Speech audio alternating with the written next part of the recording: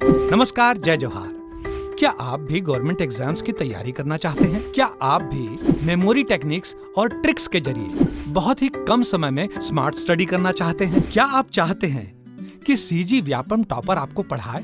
तो डाउनलोड करिए Yogendra Sahu classes app. यहाँ 10 से अधिक गवर्नमेंट एग्जाम्स क्रैक करने वाले और सीजी व्यापम टॉप करने वाले योगेंद्र सर सीजीपीएससी और सीजी व्यापम के अंतर्गत होने वाले सभी एग्जाम्स की तैयारी कराएं। तो डाउनलोड करिए Yogendra Sahu classes app to be the best, learn from the best.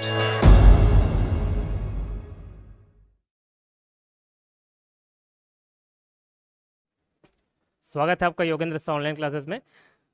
उम्मीद है आपकी तैयारी अच्छी चल रही होगी। ये डे 5 है और क्रैश कोर्स वाले इस सीरीज़ में 20 डेज़ का जो क्रैश कोर्स चल रहा है, आज 5वां दिन है और आज 5वें दिन में हम एंशिएंट हिस्ट्री की क्लास ख़त्म कर लेंगे। डे 4 में ये ख़त्म करना था बट किसी कारणवश नहीं ख़त्म हो पाया और डे 4 में हमने इंक्लूड किया था महिला एवं बाल विकास संबंधित कुछ प्रावधान को इंक्लूड किया।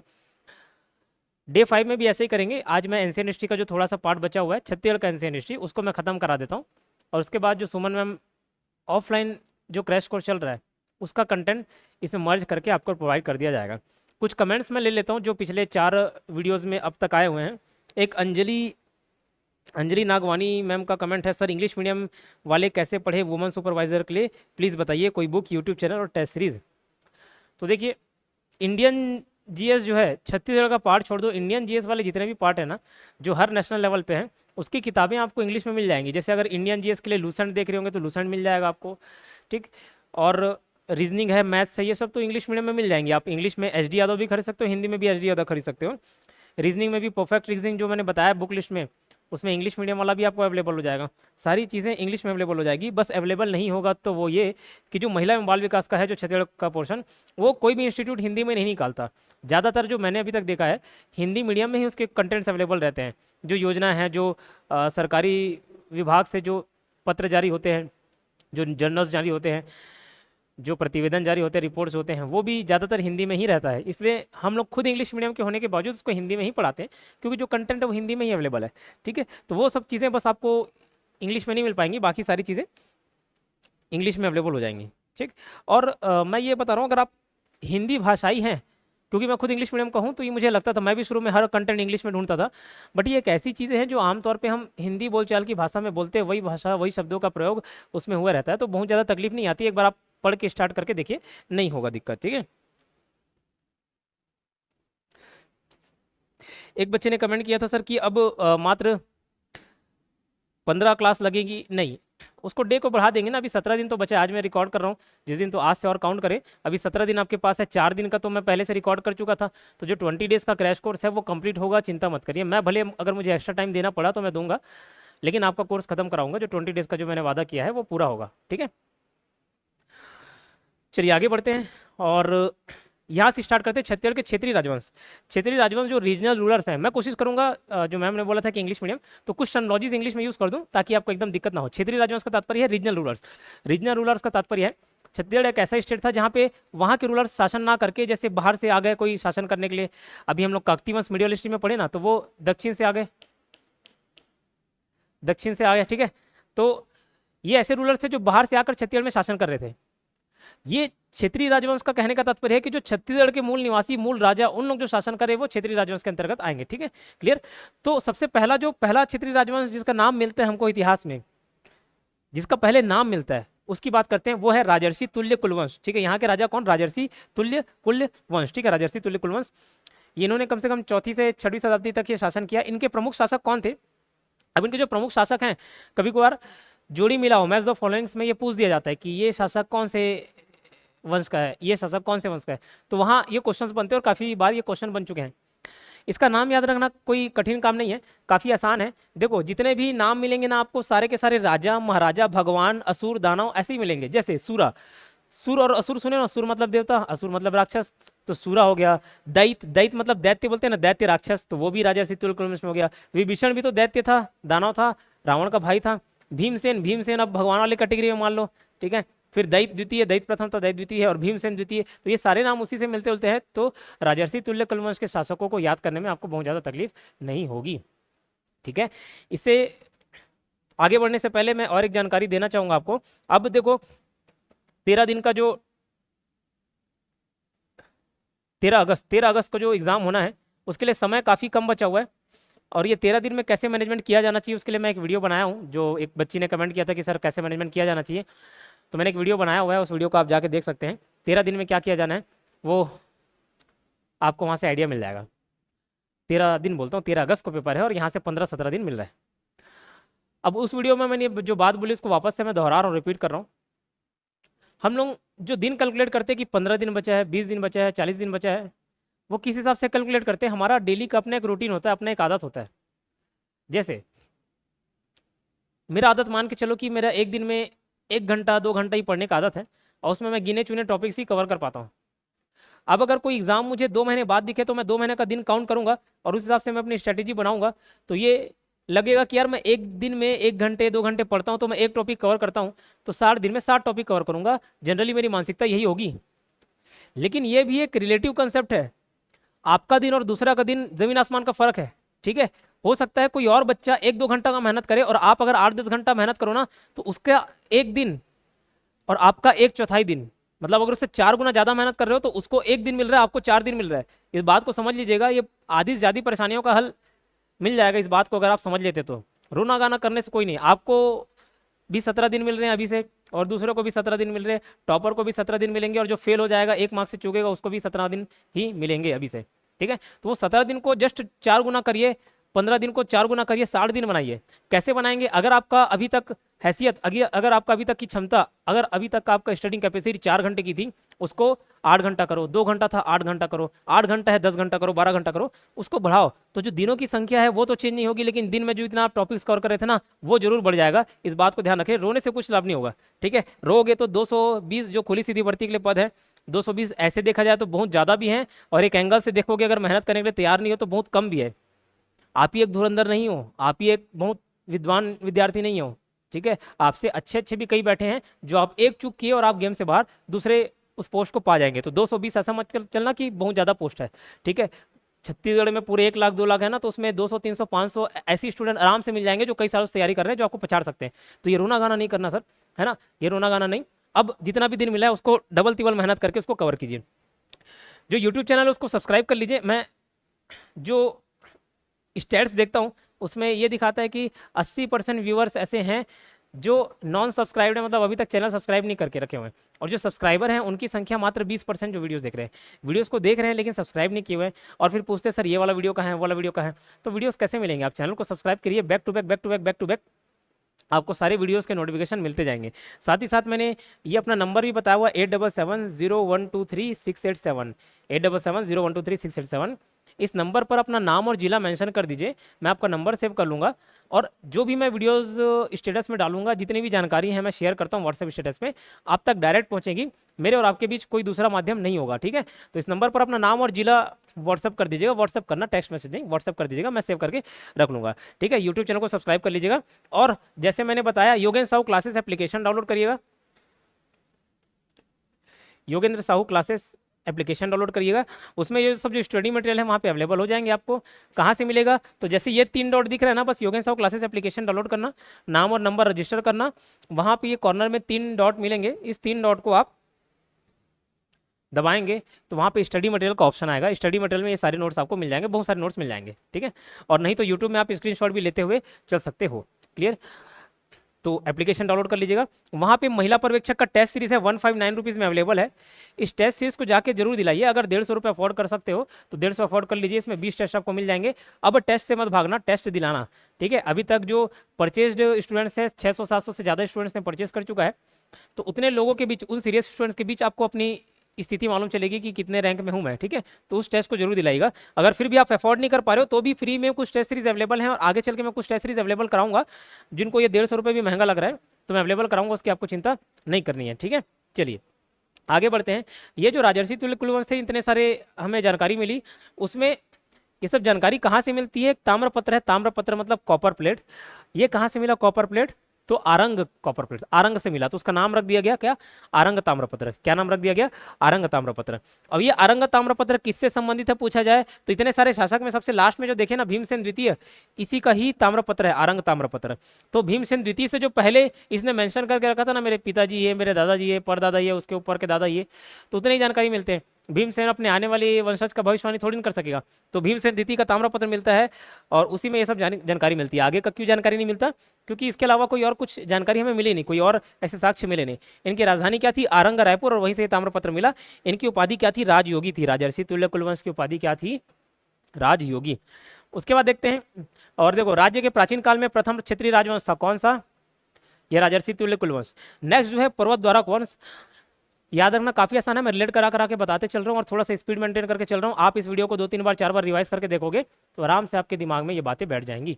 पर्वत द्वारक, कौन से भगवान को आप इमेजिन करते होंगे या टीवी सीरियल में दिखाते होंगे, मूवी में दिखाते होंगे, तो हमेशा पर्वत पे बैठे रहेंगे। ठीक है, कौन से भगवान है, कौन से भगवान है, महादेव। ठीक है, तो पर्वत द्वारक वंश का जो क्षेत्र या राजधानी था कहाँ था, देवभोग। महादेव से आखना देवभोग, देवभोग गरियाबंद। इनके शासक कौन थे, तो देखो पर्वत पे कौन बैठते हैं, महादेव बैठते हैं, शिव भगवान बैठते हैं। महादेव की पूजा कब की जाती है, सोमवार को, तो सोमवार से आखना सोमन्नराज। और जो पूजा की जाती है किस लिए की जाती है, ताकि भगवान की तुष्टि की जा सके, उनको संतुष्ट किया जा सके, तुष्टि की जा सके, उनको खुश किया जा सके। तो सोमन्नराज और तुष्टिकर ये दो शासक हैं किसके, पर्वत द्वारक वंश के। ये स्रोत कहाँ से जानकारी मिलती है, तो राजा तुष्टिकर के ताम्रपत्र से। इन लोग किसके उपासक थे, तो स्तंभेश्वरी देवी के उपासक थे। किसके उपासक थे, स्तंभेश्वरी देवी के उपासक थे। ठीक है, अब उसके बाद आता है नल वंश, ये काफी इंपॉर्टेंट है नल वंश। अब जो नल वंश है इसका जिक्र पहले हो चुका है इसके शासकों का। जब समुद्रगुप्त छत्तीसगढ़ में आता है आक्रमण करने, तो छत्तीसगढ़ या कोसल बोल लो या दक्षिण कोसल बोल लो, इसके एक राजा रहते हैं महेंद्र वर्मन, जो वाकाटक वंश से संबंधित रहते हैं, कल वाली क्लास में देखें। उनको तो हराते ही हराते हैं, नीचे आते हैं व्याघ्रराज, नलवंशी शासक व्याघ्रराज को भी ये हरा के जाते हैं। ठीक है, तो वहां पे उल्लेख हो चुका है। फिर जब वाकाटक पढ़ रहे थे, वाकाटक वंश पढ़ रहे थे, उसमें MRP NPH ऐसे करके पढ़े थे, महेंद्र सेन, रुद्र सेन, प्रवर सेन, ये सब पढ़े थे। ठीक है, फिर आगे पृथ्वी सेन, नरेंद्र सेन, हरि सेन, ये सब पढ़े। तो ये जो शासक हमने देखे उनमें देखे कि भैया नरेंद्र सेन और भवदत्त वर्मन के बीच लड़ाई चल रही है, फिर पृथ्वी सेन और अर्थपति भट्टारक के बीच लड़ाई चल रही है, तो वो सब जिक्र पहले हो चुका है।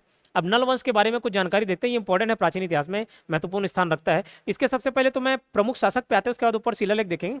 इसके प्रमुख शासक कैसे याद करोगे, सबसे पहले जो शासक थे शिशुक, ये संस्थापक थे, क्या थे, फाउंडर, संस्थापक, संस्थापक फाउंडर। कौन, शिशुक। तो जो नल हो गया, पानी हो गया, पानी से बच्चे लोग ही तो खेलते हैं ना, शिशु लोग ही पानी छप छप छप छप करके खेलते हैं। तो याद रखना नल वंश के जो संस्थापक थे या फाउंडर थे या पहले शासक थे कौन थे पूछा जाए तो शिशुक थे। उसके बाद देखो व्याघ्रराज, फिर ऋषभराज। तो शिशुक सबसे पहला शासक याद करना ना, फिर व करके 3 ठोक व है, व्याघ्रराज, ऋषभराज और वरहाराज। फिर देखो भवदत्त वर्मन और अर्थपति भट्टारक जो लड़ाई झगड़ा किए थे, लड़ाई झगड़ा में इन्वॉल्व थे भवदत्त वर्मन और अर्थपति भट्टारक। उसके बाद 3 सा है, सा कैसे, स्कंद वर्मन, स्तंभराज और विलास तुंग। सर विलास तुंग तो सा से स्टार्ट नहीं हो रहा, आ रहा ना विलास सा, तो विलास तुंग। और लास्ट है नरेंद्र थंबल, तो जो अंतिम शासक था वो नरेंद्र थंबल। थांबा मतलब बोलते हैं रुक जाओ, थांबा थांबा, तो यहाँ तक इनका सफर थांबा हो गया, नरेंद्र थंबल, थांबा से थंबल। तो लाइन से आपको शासक याद रखने हैं। कैसे याद करोगे, मैंने बोला जो सबसे पहले जो संस्थापक जो फाउंडर है वो कौन है, शिशुक हैं। ठीक है, वो कौन है, शिशुक हैं। उसके बाद व्याघ्रराज, ऋषभराज, वरहाराज, वाह करके है व्याघ्रराज, ऋषभराज, वरहाराज। फिर जो 2 लड़ाई झगड़ा करने वाले थे कौन कौन, भवदत्त वर्मन और अर्थपति भट्टारक। फिर सा है स्कंद वर्मन, स्तंभराज और विलासतुंग, और लास्ट में थांबा हो जाता है नरेंद्र थंबल। ठीक, इतने इनके प्रमुख शासक हैं, इनके बारे में थोड़ी सी कहानी देखेंगे। लेकिन ये जो नलवंशी संबंधित ताम्रपत्र है, जो कॉपर प्लेट है, वो कौन कौन सा कॉपर प्लेट किससे संबंधित है वो हम देख लेते हैं। जैसे रिद्धिपुर का एक ताम्रपत्र है, वो किससे संबंधित अगर पूछा जाए तो भवदत्त वर्मन, और इसी से ही भवदत्त वर्मन और नरेंद्र सिंह के बीच जो लड़ाई झगड़ा होता है ना, उसकी जानकारी मिलती है रिद्धिपुर ताम्रपत्र से। उसके बाद केसरी बेड़ा जो अभिलेख है वो किससे प्राप्त होता है, किसका है, किससे संबंधित है अगर पूछा है तो अर्थपति भट्टारक से। किससे, अर्थपति भट्टारक से। कैसे याद रहेगा अर्थपति भट्टारक, देखो केसर जो उगेगा पृथ्वी अर्थ में ही तो उगेगा, तो पृथ्वी और अर्थ के बीच लड़ाई होती है ना, उसकी जानकारी मिलती है केसरी बेड़ा। और यह है किसका केसरी बेड़ा, तो अर्थपति भट्टारक का है। किसका, अर्थपति भट्टारक। पंडिया पाथर ताम्रपत्र किसका है, भीमसेन का है। तो इसको कैसे याद कर ले, भीम जो थे 5 पांडवों में से तो थे क्या, अगर थोड़ी बहुत महाभारत की कहानी जानते होगे तो 5 पांडवों में से थे, तो कौन, भीम। तो पंडिया पाथर जो ताम्रपत्र है किसका है, भीमसेन का है। पोड़ागढ़ ताम्रपत्र, इसका नाम पोड़ा से पकौड़ा याद कर ले, पोड़ा से क्या है, पकौड़ा याद कर लेना। पकौड़ा, कांदा का भी तो पकौड़ा बनता है, प्याज पकौड़ा, कांदा को प्याज भी बोलते हैं ना, प्याज कांदा, अलग अलग प्रकार का कांदा होता है। तो स्कंदवर्मन से कांदा याद कर लेना, कांदा का पकौड़ा पोड़ा, पोड़ागढ़ ताम्रपत्र स्कंदवर्मन का है। और राजिम शिलालेख फेमस है किसका, विलासतुंग का। अब ये जो शासक देखे उसका, उसके अंदर के पॉइंट्स देखते हैं। शिशुक नरवंश के फाउंडर थे, संस्थापक थे। व्याघ्रराज थे, इसके बारे में पहले भी पढ़ चुके हैं। समुद्रगुप्त ने व्याघ्रराज को हराया था, किससे जानकारी मिलती है, प्रयाग प्रशस्ति के अनुसार ये जानकारी मिलती है। और समुद्रगुप्त ने व्याघ्रहंता की उपाधि भी धारण करती कारण की थी। फिर ऋषभ राज, ये उसके बारे में कुछ खास नहीं है। वराहराज ये वास्तविक संस्थापक थे, रियल फाउंडर बोलाता है। और इनके जो सिक्के हैं अड़िंगा गांव, कोंडागांव से अड़िंगा गांव से ये वराहराज के कुछ सिक्के मिले। भवदत्त वर्मन पहले जिक्र हो चुका है, भवदत्त वर्मन ने नरेंद्र सेन वाकाटक वंश को हराया था। इसकी जानकारी कहाँ से मिलती है, रिद्धिपुर अभिलेख से। और भवदत्त वर्मन ने नरेंद्र सेन की राजधानी नंदीवर्धन को तहस नहस कर दिया। फिर बाद में जो पृथ्वीसेन रहता है वो अपने पिताजी से वादा किया रहता है कि भैया मैं उसको हराऊंगा और उसकी भी राजधानी तहस नहस कर दूंगा। तो पृथ्वीसेन आता है, अर्थपति भट्टारक को हराता है और उसकी राजधानी पुष्करी को तहस नहस कर देता है। फिर बाद में जो पुष्करी है उसको बसाने का काम कौन करता है, स्कंदवर्मन। ये पुष्करी को फिर से बसाता है और पोड़ागढ़ में विष्णु मंदिर इन्होंने बनाया था। स्तंभराज, ये दुर्ग के कुलियाभिलेख से प्राप्त जानकारी के अनुसार वेंगी के चालुक्य शासक कीर्तिवर्मन प्रथम ने स्तंभराज पर आक्रमण किया था, याद कर सकते हो। फिर विलासतुंग, विलासतुंग के बारे में जो फेमस है, इनकी जानकारी कहाँ से मिलती है, राजिम शिलालेख से, जो 700 से 740 ईस्वी के बीच है और इनका शासनकाल है उस टाइम में। इन्होंने राजीव लोचन मंदिर का निर्माण कराया था, किसने, विलासतुंग ने। और इससे पहले हम वीडियो हिस्ट्री पढ़ चुके हैं तीसरे दिन के क्लास में, तीसरे दिन के क्रैश कोर्स में, कि पृथ्वी देव जो कलचुरी वंश का था, KKR PGR पढ़ रहे थे, तो पृथ्वी देव जो थे उसके सेनापति कौन, जगतपाल। ठीक है, पृथ्वीदेव द्वितीय के सेनापति कौन, जगतपाल। इन्होंने राजीव लोचन मंदिर का जीर्णोद्धार कराया था, रेनोवेशन करवाया था। पृथ्वीदेव द्वितीय के सेनापति जगतपाल ने जीर्णोद्धार कराया था। नरेंद्र थंबल जो थे अंतिम शासक थे, इतना याद रखना। ये इनका जो शासनकाल था 14वीं से 12वीं शताब्दी तक था। राजधानी क्या थी, पुष्करी जो भोपालपट्टनम है, या कोरापुट उड़ीसा, ये दोनों राजधानी थी। संस्थापक शिशुक देख चुके हैं, वास्तविक संस्थापक वराहराज। और सिक्का कहाँ से, अड़िंगा गांव से मिला। ठीक है, अड़िंगा गांव कहाँ पड़ता है, कोंडागांव केशकाल से। अब सोने के सिक्के 3 लोगों ने चलाए, वराहराज, भवदत्त वर्मन और अर्थपति भट्टारक। जो वराहराज है उनके बारे में बोला था कि ये वास्तविक संस्थापक थे। तो जो वास्तविक संस्थापक होगा, वास्तविक संस्थापक का कहने का तात्पर्य क्या है, मैं एक छोटा सा मान के चलो कपड़े का दुकान इस्टेब्लिश किया, बस एक छोटा सा कुटिया था, उसमें मैंने कपड़े का दुकान चालू किया। अब उसको मेरे बच्चे ने आया, मेरे बेटे ने एकदम उसको विस्तार दे दिया, ऑनलाइन प्रमोट कर दिया, अमेजन में बिक रहा है, आसपास के कई सारे क्षेत्रों में यहाँ का सप्लाई हो रहा है। तो मैं तो संस्थापक हो गया, लेकिन वास्तविक संस्थापक मैंने नींव रखी है, लेकिन इसके जड़ों को मजबूत किसने किया, मेरे बच्चे ने किया, मेरे बेटे ने किया। तो ऐसे उसको याद कर लेना। तो जो संस्थापक होता है वो तो बस नींव रखता है, आगे चल के उसको मजबूती प्रदान करने वाला वास्तविक संस्थापक कहलाता है। तो वराहराज जो है वास्तविक संस्थापक किया है। तो भैया इसके पास अच्छे पैसे रहे होंगे, ऐसे लेट कर लेना, पैसे रहे होंगे मतलब सोने रहे होंगे, तो सोने के सिक्के वराहराज ने चलाए। उसका जो लड़ाई झगड़ा चल रहा है, तो लड़ाई झगड़े के लिए भी बहुत पैसे चाहिए होते हैं। सेना कहाँ से लाओगे, सैलरी कहाँ से दोगे, पेमेंट कहाँ से करोगे, जो नुकसान होगा उसका भरपाई कहाँ से करोगे, तो पैसे होने चाहिए। पैसे होने चाहिए मतलब सोने के सिक्के। तो सोने के सिक्के दो लड़ाई करने वाले भवदत्त वर्मन, अर्थपति भट्टारक और वराहराज, ये तीनों ने सोने के सिक्के चलाए थे। ठीक है, अब आता है नेक्स्ट शरभपुरी वंश। कौन आता है, शरभपुरी वंश। वो है कि बड़ा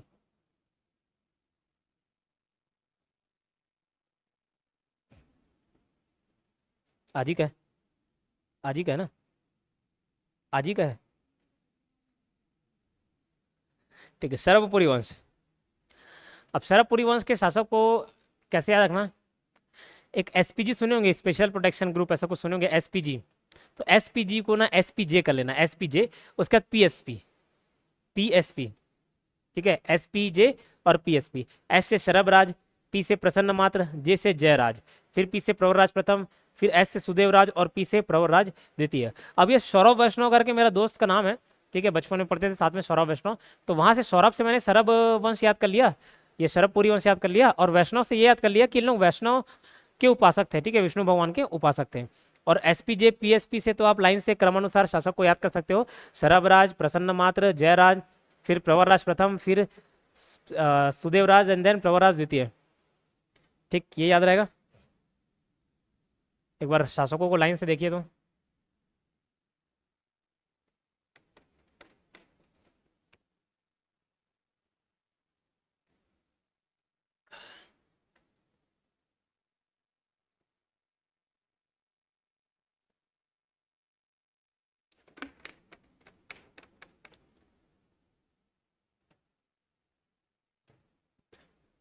चलिए देख लिए। शरभराज के बारे में देखते हैं। शरभपुरी वंश के संस्थापक थे, फाउंडर है, सबसे पहले शासक मिल रहे, मतलब फाउंडर ही होंगे। और इसके बारे में जानकारी भानुगुप्त कैरण अभिलेख से भी मिलती है, याद है 510 ईस्वी वाला, जिसमें सती प्रथा का उल्लेख मिलता है, वहां से भी इसकी जानकारी मिलती है। प्रसन्न मात्र ने अपने नाम से ही एक शहर बसाया था प्रसन्नपुर करके। तो लीलागर नदी के किनारे प्रसन्नपुर नामक शहर बसाया था। लीलागर नदी का आधुनिक नाम क्या है? निडेला नदी, अभी निडेला नदी के नाम से जाने जाते हैं। और प्रसन्नपुर जो नगर है उसका नाम चेंज होकर अब क्या हो गया? मल्हार हो गया, जो कि बिलासपुर में है। और इसने गरुड़ चक्र शंख युक्त सोने के सिक्के भी चलाए। ठीक है, और आगे देखते हैं प्रसन्न मात्र के बाद जयराज। जयराज ने है दुर्ग शहर की स्थापना की और अपनी मुद्रा पर गजलक्ष्मी का अंकन भी करवाया। प्रवराज प्रथम इन्होंने अपनी राजधानी सिरपुर को बसाया। ठीक है, किसने बसाया? किसको बसाया? सिरपुर को। कौन? प्रवराज प्रथम। फिर सुदेवराज देखते हैं, इसके सामंत का नाम इंद्रबल था, याद रखना जरूरी है। सुदेवराज के जो सामंत थे, सामंत मतलब कौन? तो समझ लो अपने अंडर किसी को रखें, बहुत बड़ा क्षेत्र हो जाता है तो हर क्षेत्र पे तो राजा महाराजा जाके शासन नहीं कर सकते, तो उसको छोटे छोटे टुकड़ों में बांट देते हैं। इसको सामंतवादी व्यवस्था बोलते हैं। बस सुनना, एक ओवरव्यू दे रहा हूँ। सामंतवादी व्यवस्था, तो अपने अंदर कुछ आदमी रखें, उनको एक क्षेत्र दे दी, भैया ये क्षेत्र में तुम संभालना, लेकिन तुम स्वतंत्र नहीं हो, तुम्हारी अपनी सेना रहेगी, लेकिन जब मुझे जरूरत पड़ेगी तो तुम अपनी सेना देना, मतलब तुम मेरे अंडर ही काम करोगे, बस ऐसे ध्यान रखना। ठीक है, तो इसके सामंत का नाम क्या था? सुदेव के सामंत का नाम था इंद्रबल। क्या नाम था? इंद्रबल। अब सुदेवराज का बेटा रहता है प्रवरराज द्वितीय, तो ये जो इंद्रबल रहता है सत्ता के लालच में इसको प्रवरराज द्वितीय को मार देता है, इसकी हत्या कर देता है। ठीक है, और गद्दी पे खुद बैठ जाता है। तो प्रवरराज द्वितीय या सुदेवराज का बेटा था, इंद्रबल ने प्रवरराज द्वितीय की हत्या कर दी और इस क्षेत्र में पांडु वंश की स्थापना की। ठीक है, इस क्षेत्र में किसकी स्थापना की? पांडु वंश की स्थापना की। अब ये जो पांडु वंश है अलग अलग क्षेत्र में आपको देखने को मिलेंगे। उड़ीसा के पांडु वंश, सिरपुर के पांडु वंश, मैकल के पांडु वंश, कांकेर के, अलग अलग क्षेत्र के पांडु वंश देखने को मिलेंगे। हमको जो पढ़ना है वो मेन पढ़ना है सिरपुर के पांडु वंश। ठीक है, बाकी को भी देखेंगे लेकिन जो डिटेल में देखेंगे वो सिरपुर के पांडु वंश। अब देखो, सरबपुरी ताम्रपत्रों में जारी करने की तिथि मिलती है, वर्ष मिलता है, स्थान मिलता है, लेखा की जानकारी मिलती है, लेकिन कहीं भी चित्र नहीं मिलता। ये व्यापम में पूछा गया क्वेश्चन है कि सरबपुरी ताम्रपत्रों में निम्नलिखित किसकी जानकारी मिलती? तो कोई भी चित्र नहीं मिलता, किसी प्रकार का चित्र। तो इसको मैंने ऐसे याद कर लिया कि शादी के कार्ड पे आमतौर पे एक नॉर्मल कार्ड अगर आप छपवाओ तो क्या क्या मिलता है उसमें? प्लेस मिलेगा, भैया कहाँ शादी होना है, डेट रहेगा। ठीक है, डेट रहेगा, लेखक का नाम रहेगा, मतलब जिसकी शादी हो रही है उसका नाम रहेगा। तो ये सारी जानकारी मिलती है, लेकिन चित्र नहीं मिलता। फोटो छिपवाते क्या? फोटो नहीं छपवाते ना बस ऐसे। सरबपुरी वंश का अन्य नाम क्या था? अमरार कुल बोलते थे। इनकी राजधानी सरबपुर या संबलपुर था या सारंगढ़। ठीक है, और प्रसन्नपुर या मल्हार किसने बनाया था? प्रसन्नमात की राजधानी थी। और सिरपुर को प्रवरराज प्रथम ने राजधानी बनाया था। तो ये तीनों चीज आपको याद रहना चाहिए, है ना। अब आगे चल के देखो, सोमवंश या पांडुवंश। पांडुवंश जो अभी देखिए इंद्रबल वाला, तो वही पांडुवंश सोमवंश के नाम से भी जाना जाता है। तो सोमवंश या पांडुवंश एक ही चीज है। अब इसके बहुत सारे ब्रांच थे, सोमवंश या पांडुवंश के। मैकल के सोमवंश, उड़ीसा के सोमवंश, सिरपुर के सोमवंश और कांकेर के सोमवंश, ये 4 अलग अलग ब्रांच है। अगर मैं इसे डायग्राम में बनाऊं,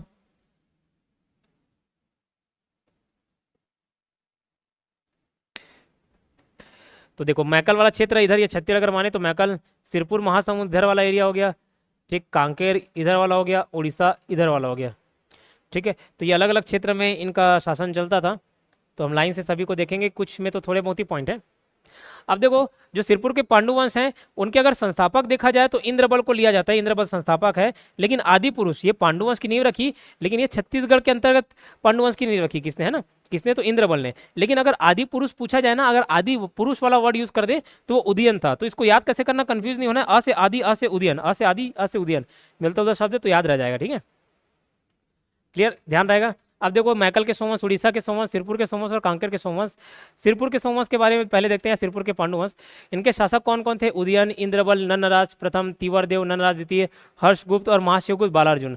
इसमें ये तो हो गया आदि पुरुष, ये हो गया संस्थापक, और उसके अलावा महाशिवगुप्त बालार्जुन ये वीवीआईपी रूलर है। और एक हर्षगुप्त के बारे में भी पढ़ना है, इसने रानी वसारा से शादी की थी, मौखरी वंश के राजकुमारी रानी वसारा से इन्होंने शादी की थी। आगे बढ़ते हैं, उदयन के बारे में देखते हैं। पांडुवंश का आदि पुरुष या संस्थापक उदयन को बोला जाता है। ये जानकारी कहाँ से मिलती है हमको? तो कालंजर के शिलालेख से मिलती है। कालंजर शिलालेख से ये जानकारी मिलती है कि उदयन जो था वो आदि पुरुष था। इंद्रबल को वास्तविक संस्थापक बोला जाता है। इसने अपने नाम से ही क्या बसाया? इंद्रपुर नामक शहर बसाया। इंद्रबल अपने नाम से इंद्रपुर नामक शहर बसाया, जो वर्तमान में खरौद जांजगीर चांपा में है, खरौद नाम से जाना जाता है। इसका ई का बेटा ई था, मतलब इंद्रबल का बेटा कौन था? ईशान देव था। इंद्रबल का बेटा कौन था? ईशान देव। इसने लक्ष्मणेश्वर मंदिर या लाखाचौर मंदिर का निर्माण कराया। ठीक है, लक्ष्मणेश्वर मंदिर या लाखाचौर मंदिर का निर्माण कराया। और ये एक प्रकार का शिव मंदिर है। किस प्रकार का मंदिर है? शिव मंदिर है। ध्यान रखना, एक सिरपुर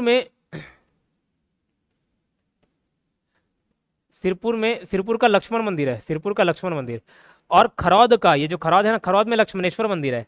जो सिरपुर का लक्ष्मण मंदिर है वो विष्णु देवता को समर्पित है। पूछा गया क्वेश्चन, इसलिए बता रहा हूँ। ठीक है, किसका मंदिर है? शिरपुर का लक्ष्मण मंदिर विष्णु मंदिर है, विष्णु भगवान को समर्पित है। तो कैसे याद करना, जो विष्णु लक्ष्मण भगवान थे, राम के जो छोटे भाई, वो कहीं ना कहीं शेषनाग का रूप तो थे क्या?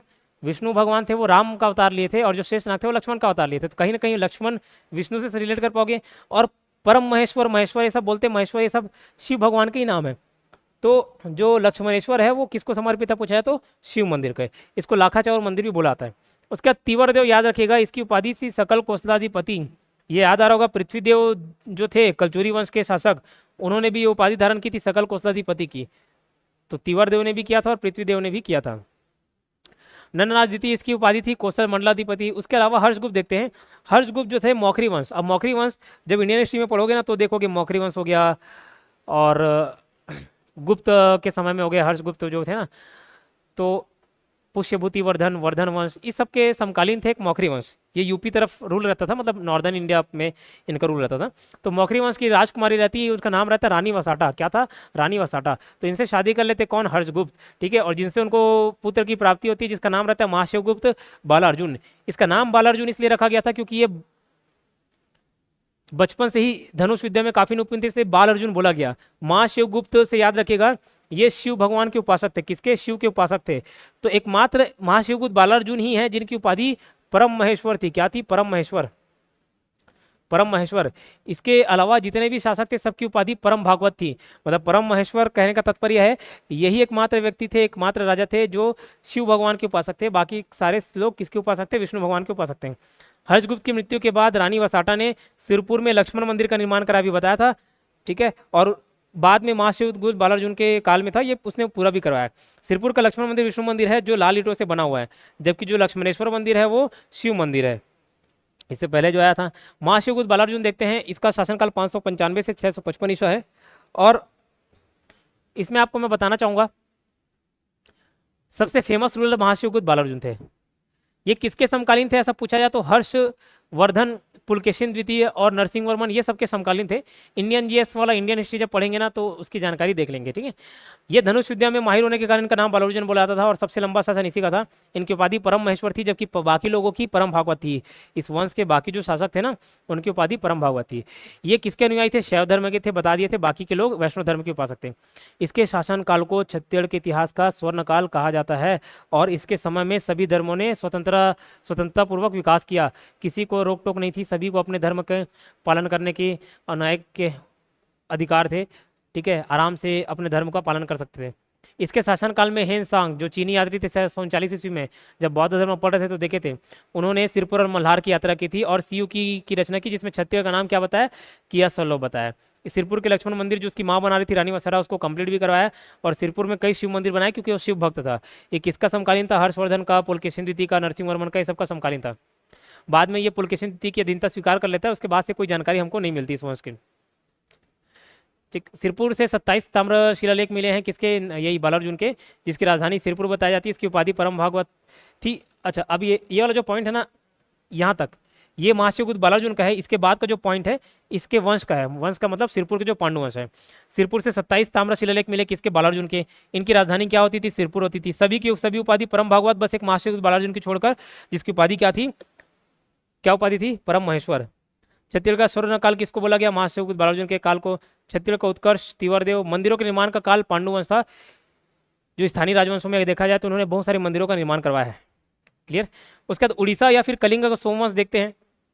तो उड़ीसा को कलिंग नाम से जाना जाता है, और जब मौर्य के समय में हम डिस्कस कर रहे थे तो उन्होंने कलिंग पर आक्रमण किया था। कलिंग मतलब उड़ीसा। तो इनकी उपाधि थी कलिंग, मतलब वहीं से कलिंगाधिपति याद करना, तिरी कलिंगाधिपति की उपाधि धारण करते थे। और साथ ही साथ ये जो वंश के राजा रहते थे वो कौशलेंद्र की भी उपाधि धारण करते थे। इसके जो संस्थापक थे वो शिवगुप्त थे। ठीक है, शिवगुप्त। और अंतिम शासक कौन थे पूछा जाए तो कर्णकेसरी। मैकल के सोमवंश की राजधानी क्या थी? अमरकंटक थी। और प्रमुख शासक जयबल, वत्सबल, सारे बल वाले मैकल के। तो मैकल बल, कल बल का क्या याद कर लेना। ठीक, मल्हार प्राप्त से जानकारी के अनुसार सुरबल का ताम्रपत्र मिला है ना, ये सारी जानकारी वहीं से मिलती है। फिर बाणवंश देखते हैं। बाणवंश की राजधानी पाली कोरबा से इसकी राजधानी थी बाणवंश की। तो जैसे बोलते हैं ना, थाली में छेद कर दिया, थाली में छेद, जिस थाली में खाया उसी थाली में छेद कर दिया। तो थाली से पाली याद कर लेना, पाली कोरबा। और किससे छेद करोगे? बाण से। तो बाण से रखना बाणवंश। तो बाणवंश की राजधानी थी पाली कोरबा। इसके संस्थापक थे महामंडलेश्वर मल्लदेव। और इसी क्रम में एक राजा हुए जिनका नाम था विक्रमादित्य, 12वां शासक विक्रमादित्य, जिसने पाली के शिव मंदिर का निर्माण करवाया था। और याद आ रहा होगा, मिडिवल हिस्ट्री में पढ़े थे कि इस पाली के शिव मंदिर का निर्माण तो 12वां शासक विक्रमादित्य ने करवाया, लेकिन उसका जीर्णोद्धार किसने करवाया? तो जीर्णोद्धार करवाया जयजल्लदेव ने करवाया, ठीक है। और पाली के प्रस्तर मंदिर का निर्माण भी इन्होंने ही करवाया। क्लियर? तो ये होता है आपका पूरा एंशियंट हिस्ट्री वाला पार्ट खत्म।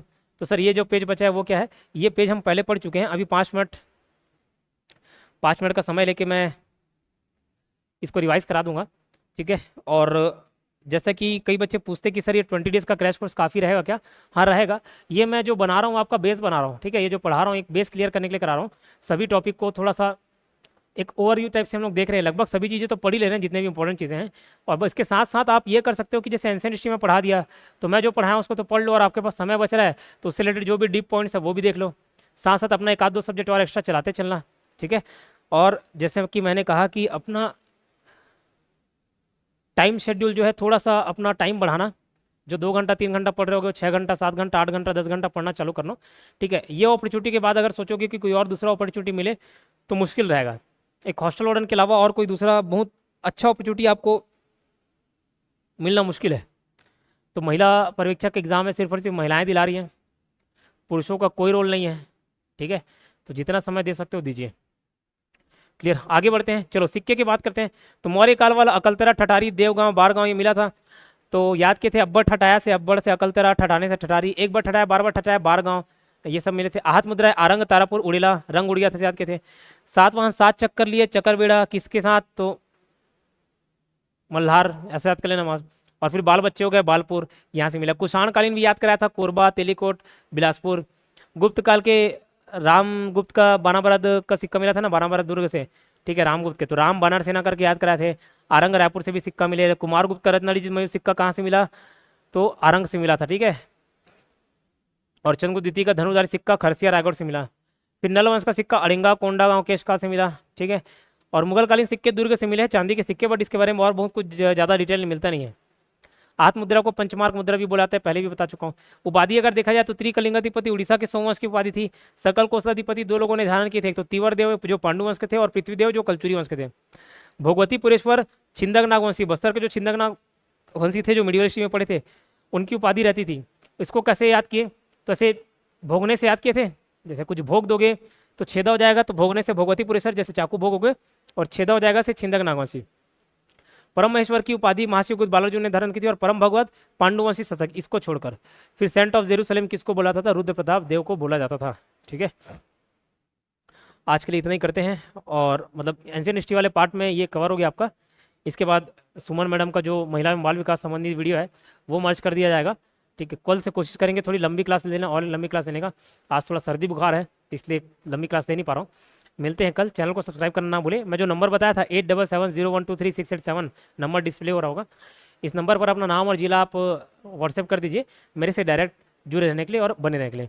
कोर्स से रिलेटेड कोई जानकारी होगी, कोर्स खरीदना होगा, कोई डाउट आ रहा होगा, तो आप इस नंबर पर कॉन्टैक्ट करके जानकारी ले सकते हैं, ठीक है। नमस्कार दोस्तों, स्वागत है आपका योगेंद्र साहू ऑनलाइन क्लासेस में। तो आज के क्लास में हम चर्चा करेंगे महिला एवं बाल विकास संबंधित राज्य की योजनाओं पर। हमारे योगेंद्र साहू क्लासेस चैनल में 20 डेज का क्रैश कोर्स चलाया जा रहा है, जिसमें आपको महिला पर्यवेक्षक की बेहतर तैयारी करवाई जाएगी। तो सबसे पहले आप जाकर चैनल को सब्सक्राइब कर लीजिए, क्योंकि यहाँ बैक टू बैक वीडियोस आएंगे जो आपके लिए बहुत ही यूजफुल रहेगा। तो देखते हैं आज का पहला योजना हमारा छत्तीसगढ़ धन लक्ष्मी योजना। धन लक्ष्मी से क्या पता चल रहा है? लक्ष्मी मतलब पैसा, और बच्चों बालिकाओं को किसका स्वरूप माना जाता है? लक्ष्मी का, ठीक है। तो उनके कन्या भ्रूण हत्या में कमी लाने के लिए, उनके शिक्षा स्तर को उच्च बनाने के लिए पैसा तो लगेगा ही। मतलब अगर बेहतर शिक्षा देना है, बेहतर चिकित्सा सुविधा देना है तो पैसा लगेगा ना। तो उसके लिए सरकार कितना पैसा देगा? इसमें भी 1 लाख रुपए देगा। कितना रुपया? 1 लाख रुपया। और 1 लाख रुपया हम लोग और कहाँ पढ़े थे? नौनी सुरक्षा योजना में। नौनी सुरक्षा योजना में पढ़े थे ना कि 1 लाख की परिपक्व राशि देंगे। उसमें भी उद्देश्य क्या था कि कन्याओं की भ्रूण हत्या में कमी करना, उनके जो बालिकाओं के जन्म है उसके प्रति सकारात्मक सोच लाना, वो नौनी सुरक्षा योजना का था। उसी से मिलता जुलता क्या है? छत्तीसगढ़ धन लक्ष्मी योजना।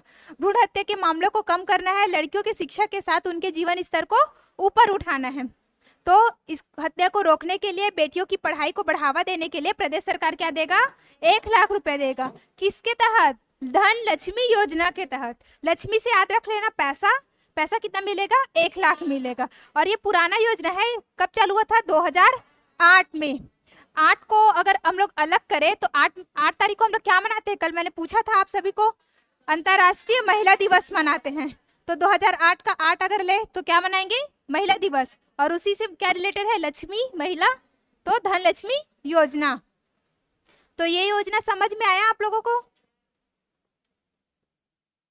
और यह सहायता बेटी के जन्म से लेकर जब वो 18 साल की उम्र तक अविवाहित रहने तक दिया जाता है। नौनी सुरक्षा योजना में भी सेम पढ़े थे। वो जब 18 साल की हो जाएगी और अब वह यदि अविवाहित रहती है तभी उसको ये लाभ मिलेगा। और क्या होना चाहिए उसके लिए? वो 12वीं पास होना चाहिए। तो इसमें भी 18 साल की उम्र तक अविवाहित रहने की स्थिति में पैसा दिया जाएगा। इस योजना के तहत बिटिया के जन्म पर जन्म पंजीयन कराने पर 5,000 रुपए की राशि दिया जाता है। कितना राशि? 5,000 की राशि।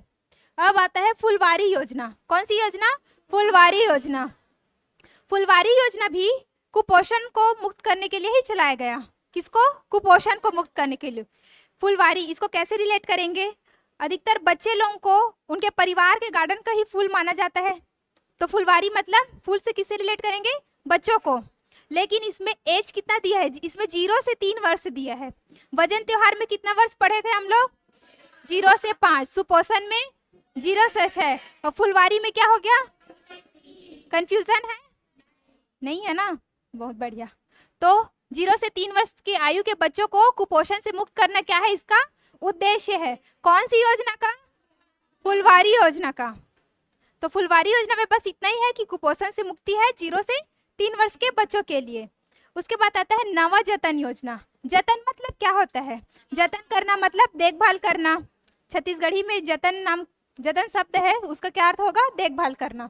तो किसके माध्यम से? समुदाय आधारित प्रबंधन के माध्यम से मध्यम और गंभीर कुपोषित बच्चे, पहले सिर्फ कुपोषित होते हैं, फिर मध्यम कुपोषित, फिर गंभीर कुपोषित। तो वैसे बच्चों की स्थिति में 6 माह में सुधार लाना। नहीं तो बच्चे बहुत गंभीर बीमारी से पीड़ित हो सकते हैं, ठीक है? तो उनमें क्या करना है? 6 माह की स्थिति में ही सुधार लाना है। कौन सी योजना के तहत? नवा जतन योजना के तहत। जतन तो करना है लेकिन कौन से तरीके से? नए तरीके से। तो नवा जतन योजना किसके माध्यम से? समुदाय आधारित प्रबंधन के माध्यम से। कौन से बच्चे? मध्यम और गंभीर कुपोषित बच्चे। सिर्फ कुपोषित नहीं, गंभीर कुपोषित बच्चे। कितने माह में सुधार लाना है उनकी स्थिति में? 6 माह में। और इसके लिए पात्रता क्या होगी? 0 से 42 माह तक के बच्चे, मतलब लगभग 3.5 साल के बच्चे क्या है इसमें? हितग्राही होंगे। 3 साल सिर्फ किस में देखे थे? फुलवारी योजना में। और ये 3.5 साल वाला नवा जतन योजना में। ठीक है, नवा जतन योजना में 0 से 42 माह तक के बच्चे क्या होंगे? इसके हितग्राही होंगे। इसका लाभ क्या होगा? कुपोषण से मुक्ति मिलेगी। सामने ही देखे थे कि गंभीर कुपोषित बच्चों को की स्थिति में सुधार लाना है, मतलब क्या करना है? कुपोषण को ही दूर करना है। तो ये समझ में आया? कितने महीने में सुधार लाना है? कितने से कितने माह के बच्चे? हाँ, किसके माध्यम से? सामुदायिक प्रबंधन के माध्यम से। कौन से बच्चे? गंभीर कुपोषित बच्चे। अब आता है किशोरी शक्ति योजना। किशोरी शक्ति योजना ये चालू हुआ था 2012 में। मैंने बताया था ना 2012 में बहुत सारी योजना चालू हुई है, तो याद करने में आसान हो जाएगा। 2012 में क्या पढ़े थे हम लोग? वजन त्योहार, ठीक है। और अभी क्या पढ़ रहे हैं? किशोरी शक्ति योजना। किशोरी मतलब क्या होता है ना? जैसे 14 से 18 वर्ष की जो भी बच्चियां होंगी उनको हम लोग क्या बोलेंगे? किशोरी बोलेंगे। तो इसी एज के बीच हमारे में बहुत सारे चेंजेस होते हैं। शारीरिक बदलाव भी होता है किशोरियों में और साथ ही मानसिक बदलाव भी होता है। किन में? किशोरियों में।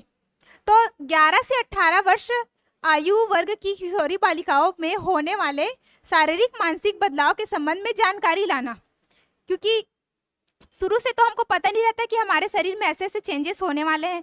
तो उनके बारे में क्या है? जानकारी देना है, उनको जागरूक करना है। और स्वास्थ्य, पोषण और स्वच्छता के संबंध में भी जागरूकता लाना है, क्योंकि यही एज रहेगा जब उनको क्या होना होगा, सुपोषित होना होगा। साथ में उनको अपने स्वच्छता पर भी ध्यान देना होगा, क्योंकि इसी उम्र में शरीर में बहुत सारे हार्मोनल चेंजेस होते हैं, पीरियड्स स्टार्ट होता है लड़कियों का, तो उनको स्वच्छता के बारे में भी क्या करना होगा, उसको जागरूक करना पड़ेगा।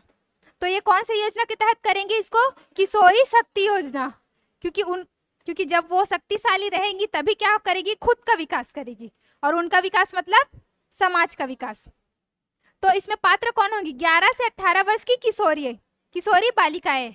कितने वर्ष की, 11 से 18 वर्ष की। और इनका लाभ क्या होगा, पूरक पोषण आहार का वितरण एवं संदर्भ सेवाएं। पूरक पोषण आहार प्रदान करेंगे उनको, तो उनको शक्ति मिलेगी। अगर वो लोग अच्छा भोजन ग्रहण करेंगे, अच्छा आहार ग्रहण करेंगे तो शक्ति मिलेगी। तो शक्ति से ही क्या रिलेट करेंगे, किशोरी शक्ति योजना। कितने वर्ष की बालिकाएं, 11 से 18। कब चालू हुआ, 2012। याद हुआ, ये इजी है, बस एक बार पढ़ेंगे तो लगभग याद हो जाएगा। नवा बिहान योजना, तो ये याद करना बहुत इजी है। हम लोग का एक अधिनियम आया था, घरेलू हिंसा निवारण अधिनियम 2005। कब आया था वो, 2005 में। तो उसी के क्रियान्वयन के लिए, उस अधिनियम के क्रियान्वयन के लिए हमारे छत्तीसगढ़ सरकार द्वारा नवा बिहान योजना चलाया गया। कब चलाया गया, जब वो अधिनियम आया था 2005 में, तो ये कब चलाएंगे, 2006 में। सबसे पहले याद होना जरूरी है ये 2006, उसके बाद आगे वाला डेट याद कर सकते हैं 26 अक्टूबर, ये भी 6 और ये भी 6। नवा बिहान का अर्थ क्या होगा, नया सवेरा।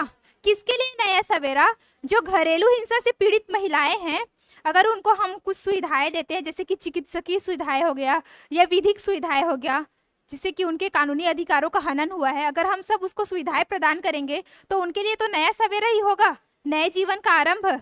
तो उसी को हम लोग क्या नाम दिए, नवा बिहान। किसके लिए, घरेलू हिंसा से पीड़ित महिलाओं के संरक्षण के लिए।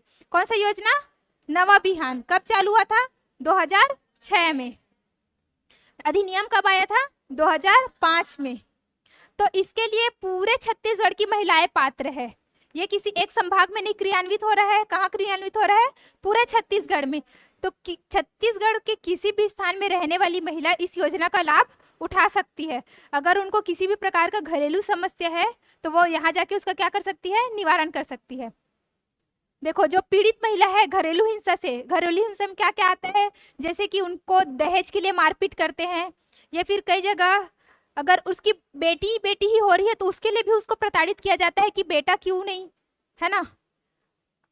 ऐसी बहुत प्रकार की समस्याएं महिलाओं के साथ होती रहती है। तो ऐसे पीड़ित महिलाओं को जरूरत के अनुसार विधिक सलाह और चिकित्सा सुविधा, परिवहन और आश्रय सुविधा।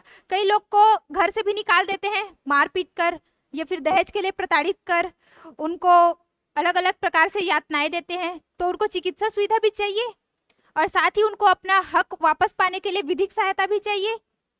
और अगर उनको घर से निकाल दिया है तो उनको आश्रय सुविधा भी चाहिए। और उस एक स्थान से दूसरे स्थान पर जाने के लिए क्या चाहिए, परिवहन सुविधा चाहिए। तो ये सब हम लोग को कहाँ मिलेगा, कौन से योजना में, तो नवा बिहान योजना में। ऊपर वाला क्या था, नवा जतन योजना। जतन किसका करेंगे, देखभाल किसका करते हैं, बच्चों का करते हैं। तो जतन योजना किससे संबंधित है, किशोरियों से, है ना। किशोरियों से मतलब बच्चियों से संबंधित है। लेकिन ये नया बिहान है, नवा बिहान है, तो ये महिलाओं के लिए नया सवेरा। ठीक है, कौन सी महिलाएं, जो घरेलू हिंसा से पीड़ित है। तो ये चालू कब हुआ, 2006 में, 26 अक्टूबर 2006। याद रहेगा, ठीक है, कि एक बार रिपीट करूं, याद है ना। 26 अक्टूबर 2006 घरेलू हिंसा निवारण अधिनियम 2005 के क्रियान्वयन के लिए राज्य सरकार द्वारा चालू किया। पूरे संपूर्ण मतलब छत्तीसगढ़ की महिलाएं इसके लिए पात्र होंगी। विधिक सहायता मिलेगा, चिकित्सकीय सहायता मिलेगा, और परिवहन और आश्रय सभी सुविधाएं मिलेगी। हमारा अगला योजना है मेहरार चो मान अभियान। कौन सा अभियान, मेहरार चो मान अभियान। मेहरार मतलब होता है महिला, महिला का सम्मान। ये एक हल्बी भाषा है, ठीक है, हल्बी या गोंडी बोल सकते हैं, मतलब ये बस्तर संभाग की ही भाषा है। तो ये चलाया गया था किसके द्वारा, हमारे राज्य सरकार के द्वारा। इसका क्या अर्थ होता है, महिलाओं का सम्मान। मेहरार चो मान मतलब महिलाओं का सम्मान। ये चो का मतलब होता है का, और ये मेहरार का मतलब होता है महिला, और मान का मतलब वही सम्मान। जैसे आप लोगों ने सुना होगा आमचो बस्तर, हमारा बस्तर, ऐसे टाइप का। तो यही क्या है, महरारचो मान, मतलब बस्तर संभाग की ही भाषा है। इसका उद्देश्य क्या है, जागरूकता फैलाना। कहाँ जागरूकता फैलाना, जो वनांचल क्षेत्र की महिलाएं के स्वास्थ्य और स्वच्छता के प्रति। वनांचल मतलब जो वन में रहने वाली महिलाएं हैं, बस्तर वैसे भी पूरा वन का ही क्षेत्र है, दुर्गम क्षेत्र है, तो वहाँ की महिलाओं में क्या लाना है, जागरूकता, उनके स्वास्थ्य के प्रति और साथ ही किसके प्रति, स्वच्छता के प्रति। उद्देश्य क्या है, इन महिलाओं को मासिक धर्म से संबंधित भ्रांतियों को दूर कर गंभीर बीमारियों को बचाना, गंभीर बीमारियों से बचाना। पीरियड्स को सब लोग गंदा मानते हैं, ठीक है, उसके बारे में कोई खुलकर बात नहीं करना चाहता, और खास तौर पर तो ग्रामीण इलाकों में तो और भी नहीं, ठीक है। तो उसके संबंध में बहुत सारी भ्रांतियां फैली हुई है, मतलब बहुत सारे गलत सोच फैला हुआ है, तो उसको क्या करना है, दूर करना है, और गंभीर बीमारियों से क्या है, उनको बचाव के लिए जागरूक करना है। आप सब ने वो मूवी देखा होगा पैडमैन, है ना, तो उसमें क्या है, वो उसको बीमारी से बचाने के लिए उसके लिए वो पैड बनाता है। तो वही क्या है, इसमें मासिक धर्म से संबंधित ही भ्रांति को क्या करना है, दूर करना है। वो कोई गंदा चीज नहीं है, ये सब क्या करना है, उनको बताना है और उनको स्वच्छता के प्रति क्या करना है, जागरूक करना है। तो ये क्या हो गया, महरार चौमान अभियान का क्या हो गया, उद्देश्य हो गया। और ये महिला एवं बाल विकास विभाग और स्वास्थ्य विभाग की महिलाएं भी जुड़ी हुई है इस अभियान में। सिर्फ महिला बाल विकास नहीं है, इसमें कौन सा भी है, स्वास्थ्य विभाग। स्वास्थ्य विभाग ही उनको उनके स्वास्थ्य के लिए जागरूक करेगा, ठीक है, कि उनके लिए क्या अच्छा है क्या नहीं, तो ये कौन बताएगा, स्वास्थ्य विभाग बताएगा। और महिला बाल विकास तो महिलाओं के विकास के लिए कार्य करेगी ही। तो ये क्या हो गया, हमारा महरार चौमान अभियान क्या हुआ, कंप्लीट हुआ। तो समझ आया, कहाँ की महिलाओं को जागरूक करना है, वनांचल की महिलाओं को। किसके प्रति जागरूकता लाना है उनमें, हाँ हाँ। अब आता है अगला योजना, मोचो जचकी मोचो अस्पताल, मतलब मेरा जचकी मेरे अस्पताल में। जचकी मतलब क्या होता है, डिलीवरी जो होता है ना, प्रसव, तो ये वही है। किस में होना है, अस्पताल में होना है। यहाँ से ही पता चल रहा है कि इसमें संस्थागत प्रसव को बढ़ावा देना है। संस्थागत प्रसव मतलब डिलीवरी कहाँ करवाना है, हॉस्पिटल में कराना है, क्योंकि जैसे कि घर में अगर प्रसव होता है तो बहुत सारी समस्याएं उत्पन्न हो जाती है महिलाओं में, जिससे कि कभी शिशु की मृत्यु हो जाती है, कभी माताओं की मृत्यु हो जाती है। तो उसको दूर करने के लिए हमको किसको बढ़ावा देना है, संस्थागत प्रसव को बढ़ाना देना है। मतलब डिलीवरी कहाँ करवानी है, हॉस्पिटल में करानी है। तो जो पहुँच विहीन गाँव है, मतलब जहाँ स्वास्थ्य सेवाएं उपलब्ध नहीं हो पाती, जो दुर्गम क्षेत्र है, जैसे कि बोल सकते हैं नारायणपुर में बहुत सारे दुर्गम क्षेत्र है, या फिर बीजापुर में है। आप लोगों ने पेपर वेपर में भी देखा होगा, अगर किसी का तबीयत खराब होता है तो उसको खटिया के ऊपर डाले, 4 लोग उठाए और हॉस्पिटल लेके गए, है ना, या फिर एक बांस में कुछ लगाए उसमें लेटाए, 2 लोग लेके जा रहे हैं, तो वहाँ एम्बुलेंस नहीं पहुँच पा रहा है, वहाँ हॉस्पिटल नहीं है। तो वैसे इलाकों की जो गांव हैं, वहाँ की गर्भवती महिलाओं को सुरक्षित प्रसव में सहायता देने के लिए क्या चलाया जा रहा है, ये वाला अभियान चलाया जा रहा है, मोचो जचकी मोचो अस्पताल। संस्थागत प्रसव को ही बढ़ावा देने के लिए राज्य सरकार द्वारा चलाया जा रहा है। नाम से ही हम लोग को योजना के बारे में जानकारी मिल जाएगा, है ना। नाम अगर समझ में आ गया मतलब योजना समझ में आ गया। तो कौन से क्षेत्र, पहुंच विहीन क्षेत्र। उसके बाद है 23 राधाबाई डायग्नोस्टिक सेंटर योजना। ये नाम से ही पता चला कि ये लैब वाला है, पैथोलॉजी लैब वाला, बहुत सारी जांच करवाने के लिए जाते हैं लोग। तो ये चालू हुआ था 15 अगस्त 2020 को। कब चालू हुआ था, 15 अगस्त 2020 को। 2020 को और कौन सा योजना पढ़े थे, हाँ, चकमक अभियान और सजग कार्यक्रम। कब, 2020 अप्रैल 25, ये 15 अगस्त। तो इसमें क्या है, उचित मूल्य पर पैथोलॉजी और अन्य चिकित्सकीय जांच सुविधाएं उपलब्ध कराना क्या है, इस योजना का उद्देश्य है। क्योंकि आजकल जो निजी क्षेत्र, मतलब जो निजी पैथोलॉजी लैब है, वहाँ जांच सुविधाएं क्या है, बहुत ही हाई रेट में होता है। तो यहाँ उचित मूल्य पर क्या करवाना है, उनको चिकित्सकीय परीक्षा, मतलब जो जांच है वो उपलब्ध कराना है। किसके तहत, राधाबाई डायग्नोस्टिक सेंटर। राधाबाई का नाम आप लोगों ने कहाँ सुना है, छत्तीसगढ़ हिस्ट्री में ना। क्या, कौन थी वो राधाबाई, दाई का काम करती थी ना।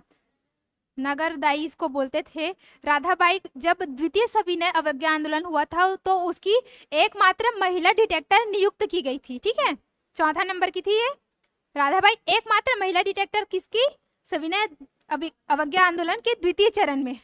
तो वो कब हुआ था? वो हुआ था 1932 में हुआ था।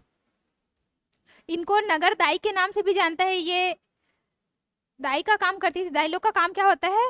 प्रसव कराना, है ना, तो उनसे ही रिलेटेड है राधाबाई डायग्नोस्टिक सेंटर। महिला जागृति शिविर, देखो नाम में क्या है? जागृति। जागृति का अर्थ क्या होता है? उनको जागरूक करना, है ना। तो किसके प्रति उनको जागरूक करना है? उनके कानूनी अधिकारों के प्रति, कि महिलाओं को क्या क्या कानूनी अधिकार मिला है, वो सरकार की योजनाओं का लाभ कैसे ले सकते हैं, है ना। तो ये सब क्या है? इसका उद्देश्य है। किसका उद्देश्य? जागृति शिविर का उद्देश्य उनके कानूनी प्रावधानों के प्रति जागरूक करना। समाज में बहुत सारी कुप्रथाएं फैली हैं, उसको क्या करना? उसको दूर करना, उनके प्रति उनको सचेत करना, और जो योजनाएं चल रही है राज्य सरकार में किसके लिए? महिलाओं के विकास के लिए, उसके बारे में जानकारी देना। तो ये सब क्या है? ये उसका उद्देश्य है। जागृति शिविर, शिविर लगाना समझते हो ना? एक जगह जैसे कोई टेंट वेंट लगा दिए, वहां सबको इकट्ठा किए और उसके बारे में जानकारी दे रहे हैं। तो जानकारी तो दे दिए कि आप लोग का कानूनी अधिकार ये है, योजना, सरकार की योजना ये है जिससे आपका विकास हो सकता है, आप इसका लाभ ले सकते हैं। तो ये तो शिविर हो गया। लेकिन शिविर लगाएंगे कहाँ हम लोग? लगाने वाला स्थान भी हमको पता चलना चाहिए कि शिविर हम लोग कहाँ लगा रहे हैं। तो जो हम लोग का पंचायती राज होता है, तो उसमें हम लोग 3 स्तर पढ़ते हैं पंचायती राज में। सबसे जो छोटी निकाय होती है वो ग्राम पंचायत होती है। ठीक है, ग्राम पंचायत के बाद क्या होता है? जनपद पंचायत। ठीक है, और जनपद पंचायत के बाद जिला पंचायत। तो ये क्या हो गया? ग्रामीण स्तर हो गया, है ना, पंचायती राज स्तर। तो इन तीनों स्तरों पर हम लोग क्या लगाएंगे? जागृति शिविर लगाएंगे। कहाँ कहाँ पर? ग्राम पंचायत पर, जनपद पंचायत पर और जिला पंचायत पर। क्या हम लोग इसको नगरीय निकाय में लगाएंगे? क्या नगरीय निकाय में क्या कहता है? नगर पंचायत, नगर पालिका, नगर पालिक निगम। तो क्या हम लोग इसको नगरीय क्षेत्र में लगाएंगे? नहीं। इसको कौन से क्षेत्र में लगाएंगे? पंचायती राज वाले क्षेत्र में। ठीक है, ग्राम पंचायत, जनपद पंचायत और जिला पंचायत में नियमित रूप से शिविर का आयोजन किया जाता है। क्लियर? आगे बढ़े। सबला योजना। सबला योजना क्या है? चालू हुआ था 19 नवंबर 2020 में। 19 नवंबर को तो हम लोग एक चीज और देख चुके, दादी जी क्लिनिक योजना। तो वहां से ये भी याद हो जाएगा। सबला बल बताई थी ना, 19 नवंबर को किसका बर्थडे है? इंदिरा गांधी का। सबसे आयरन लेडी उनको बोला जाता है ना, मतलब बहुत शक्तिशाली रही होगी, बहुत बलवान रही होगी। क्या रही थी वो? सबला। कौन थी वो? सबला थी, अबला नहीं थी भैया, वो बाकी लोगों को अबला बना देगी, है ना। सबला थी वो। कौन थी? सबला। सबला का उद्देश्य क्या है? किशोरी बालिकाओं में आत्मविकास और सशक्तिकरण। वैसे भी इंदिरा गांधी आयरन लेडी, शक्ति का ही स्वरूप थी वो, तो महिलाओं को क्या करेगी? वो सशक्त बनाएगी। लेकिन ये किसके लिए है? किशोरी बालिकाओं के लिए है। उनमें क्या करना है? आत्मविकास डेवलप करना है और उनको सशक्त बनाना है, सशक्तिकरण के तहत। इस योजना के तहत 11 से 14 वर्ष तक के आयु के श्याला त्यागी कन्या, कितने से कितना वर्ष? 11 से 14 वर्ष की श्याला त्यागी कन्या, मतलब जो बच्चियां स्कूल जाना छोड़ चुकी हैं, कितने से कितने वर्ष में? 11 से 14 वर्ष में। और 14 से 18 वर्ष की सभी किशोरियां, 14 से 18 में सभी किशोरी आएगी, लेकिन 11 से 14 में कौन कौन आएगी? शाला त्यागी कन्या आएगी। तो उनको क्या करना है? प्रतिदिन 5 रुपए के मान से पूरक पोषण आहार प्रदान करना है। ये भी पूरक पोषण आहार से ही रिलेटेड है। अच्छा आहार मिलेगा तो क्या होगी? वो बलवान होगी, मतलब क्या होगी? वो सबला होगी, है ना। कौन? किशोरी बालिकाएं। तो उनको क्या करना है? पूरक पोषण आहार प्रदान करने हैं। कैसी बच्चियों को? 11 से 14 वर्ष की शाला त्यागी और 14 से 18 सभी किशोरियों को क्या प्रदान कर रहे हैं? पूरक पोषण आहार। तो मैंने कल बताया था ना कि किसी भी योजना के संचालन के लिए वित्त चाहिए, फंड चाहिए, तो उसके लिए केंद्र सरकार और राज्य सरकार का व्यय क्या है? 50-50, मतलब 50% कौन व्यय करेगा? हमारा केंद्र सरकार, और 50% पैसा कौन लगाएगा? राज्य सरकार। तो ये 50-50 तो बहुत अच्छे से याद हो जाएगा। बोलते हैं ना कुछ भी खर्चा आता है तो भाई आधा ते आधा में वाला, तो ये बहन आधा ते आधा में वाला है ना, क्योंकि बात तो महिलाओं की हो रही है। अब आता है बहुत ही आईएमपी, छत्तीसगढ़ महिला कोष। कोष से आपको क्या मतलब पता चलता है? पैसा है ना, कोष में क्या जमा करते हैं हम लोग? पैसा। तो ये पैसा से ही रिलेटेड है। कोष से हम लोग पैसा निकालते हैं और किसी को उधार दे देते हैं, ऋण देना है, यहाँ पर फ्री में नहीं दे देना है ना। तो इसका गठन हुआ था 2 फरवरी 2002 को। कितना? 2 फरवरी 2002। सबसे पुराना योजना मान सकते हैं इसको। अभी तक तो 2002 वाला एक भी नहीं पढ़े ना, 2005 वाला पढ़े थे, कन्या विवाह योजना। ये उससे भी पुराना है। कौन सा? 2 फरवरी 2002।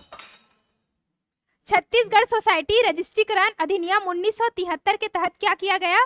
छत्तीसगढ़ महिला कोष का गठन किया गया। कब? 2 फरवरी 2002 को। चलो एक और इसमें एक पॉइंट ऐड करते हैं। 2 फरवरी को कौन सा दिवस मनाया जाता है? किसी को कोई आइडिया? 2 फरवरी को नमभूमि दिवस मनाते हैं। नमभूमि दिवस। तो महिलाओं का दिल एकदम नरम रहता है ना, किसी को भी पैसा दे देती हैं, वो सोचती नहीं है ज्यादा, है ना। तो वैसे ही रिलेट कर लेंगे कि 2 फरवरी को कौन सा छत्तीसगढ़ महिला कोष का गठन किया गया? कब? 2002 में, नमभूमि दिवस। हाँ, नम। तो पता चला इसका गठन कब हुआ? कब हुआ? 2002। किसके तहत? छत्तीसगढ़ सोसाइटी रजिस्ट्रीकरण अधिनियम 1973 के तहत। अब ये तो हो गया मेन योजना। अब इस योजना के तहत 3 योजना संचालित है। कितनी योजना? 3 योजना।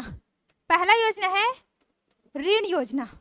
कौन सा योजना है? ऋण योजना। ऋण से ही पता चलेगा कि ऋण देना है हमको। दूसरा योजना है स्वावलंबन योजना। स्वावलंबन, स्वावलंबन से आप लोग क्या समझते हैं? आत्मनिर्भर, है ना, कि खुद के पैरों पर खड़े हो, अपना काम खुद करो। और तीसरा योजना है सक्षम योजना। सक्षम से क्या पता चलता है?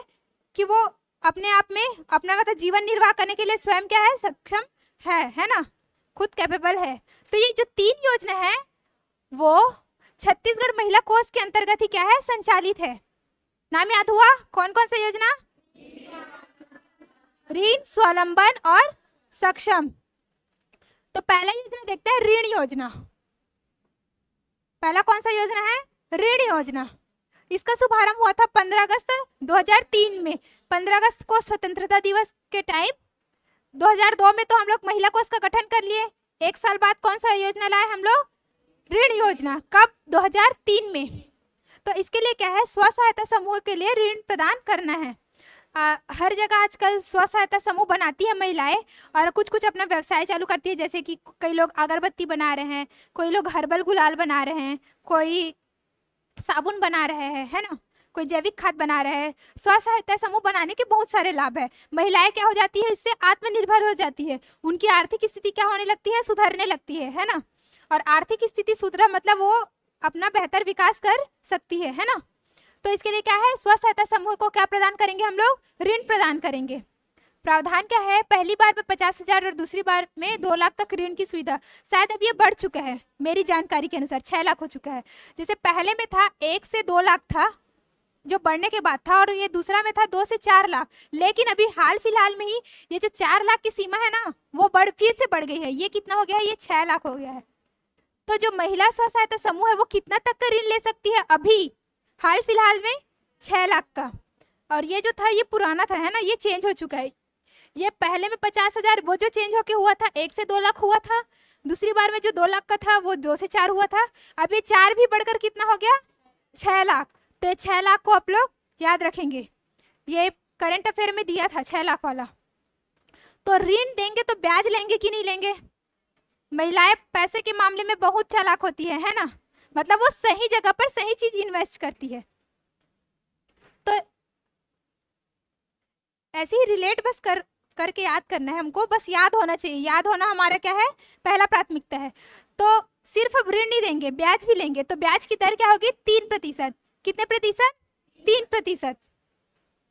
और प्रथम और द्वितीय बार के ऋण की वसूली क्रमशः 24 माह और 36 माह, मतलब जैसे कि इसमें पहली बार में ऋण दे रहे हैं 1 से 2 लाख, तो अगर उसका वसूली करना है तो कितने माह में करेंगे? 24 माह में। लेकिन अब हम लोग दूसरा बार फिर से किस्त दे रहे हैं, अब लगभग 6000 का उनको ऋण दे दिए, तो अब उसकी वसूली कर रहे हैं हमको, तो कितने महीने में उसकी वसूली करेंगे? 36 माह, है ना।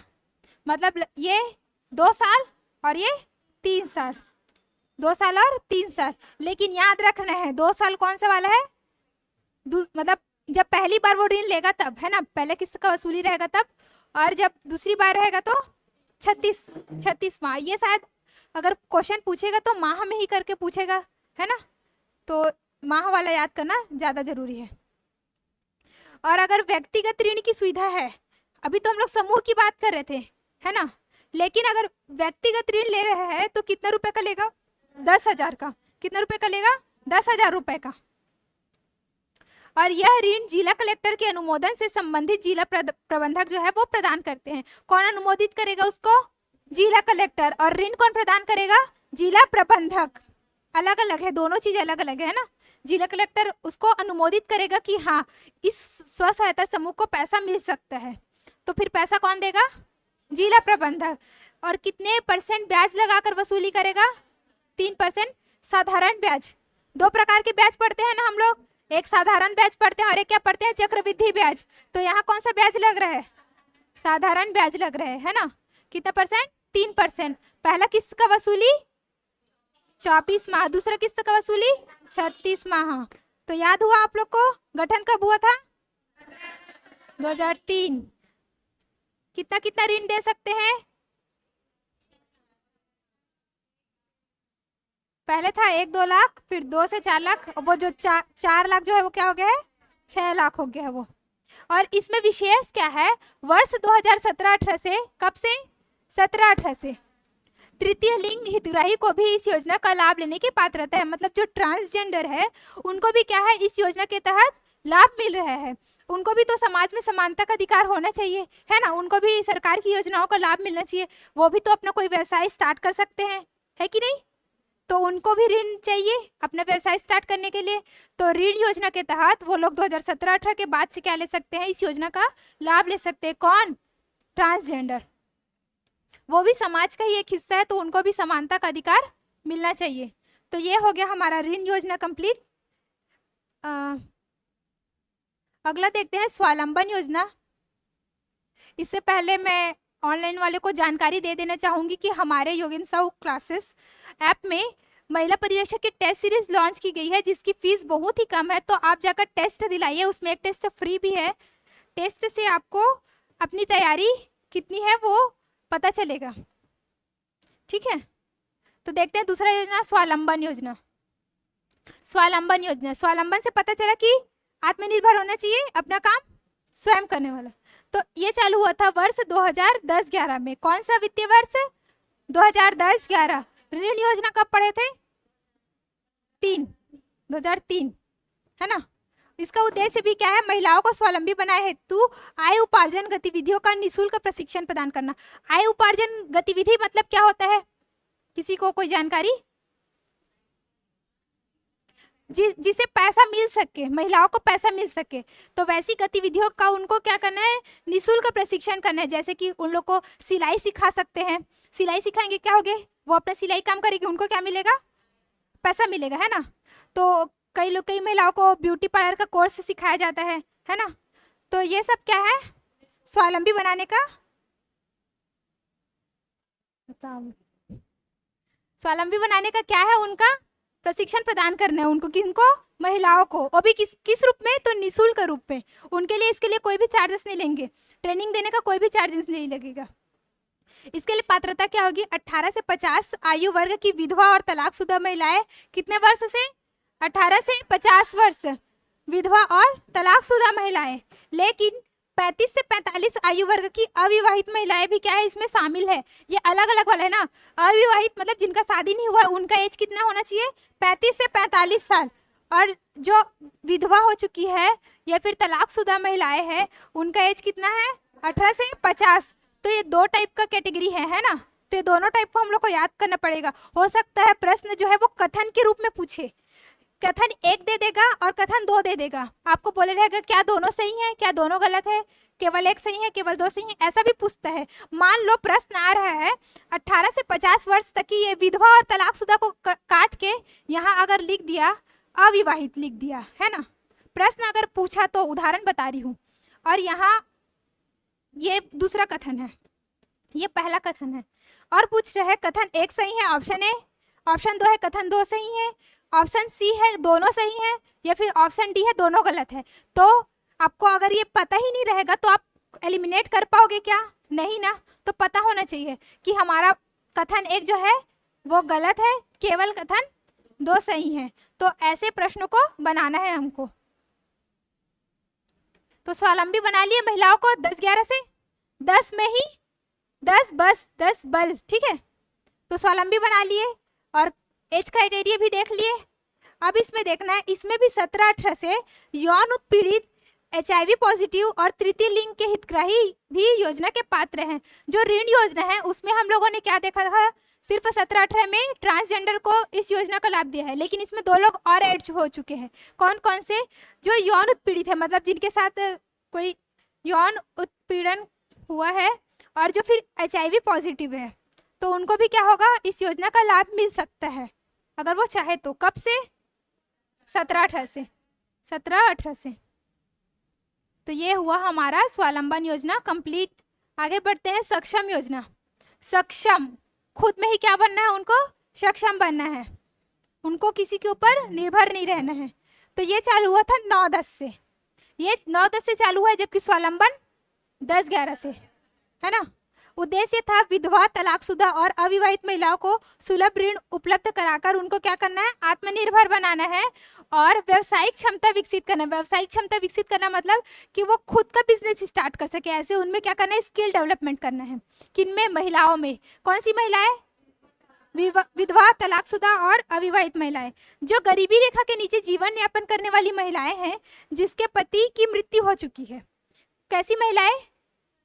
जो गरीबी रेखा के नीचे जीवन यापन कर रही है, या फिर जो कानूनी तौर पर महिला जो है वो तलाक ले ली है कानूनी तौर पर, और 35 से 45 वर्ष की अविवाहित महिलाएं। स्वावलंबन में भी देखे थे, जो अविवाहित था उसका एज कितना था, 35 से 45। इसमें भी कितना है, 35 से 45 वर्ष की अविवाहित महिला।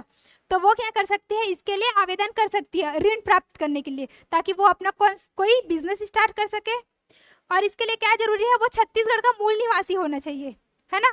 छत्तीसगढ़ का मूल निवासी होना चाहिए, तभी उनको इस योजना का क्या मिलेगा, लाभ मिलेगा। लाभ क्या है, लघु व्यवसाय आरंभ करने के लिए 6.5% की वार्षिक ब्याज दर पर अधिकतम 2 लाख रुपए का ऋण दिया जाता है। इसमें ब्याज दर कितना है, 6.5% ना। और ऋण योजना में ब्याज दर कितना था, 3%। तो कंफ्यूजन है क्या? नहीं है। देखो, ऋण योजना, ऋण छोटा लग रहा है शब्द तो सिर्फ 3%। सक्षम, नाम में ही भारीपन है, सक्षम थोड़ा भारी शब्द है, तो इसमें ब्याज परसेंट 6.5%। कंफ्यूज नहीं होना है, दोनों का ब्याज दर जो है वो अलग अलग है। इसमें ऋण 2 लाख रुपए तक अभी ले सकते हैं। ये हाल फिलहाल का ही करंट अफेयर था। इनकी ऋण सीमा को 2 लाख रुपए बढ़ा दी है, पहले 1 लाख था। पहले इस सक्षम योजना के तहत 1 लाख देते थे, अब बढ़ा दिए हैं 1 लाख और टोटल 2 लाख।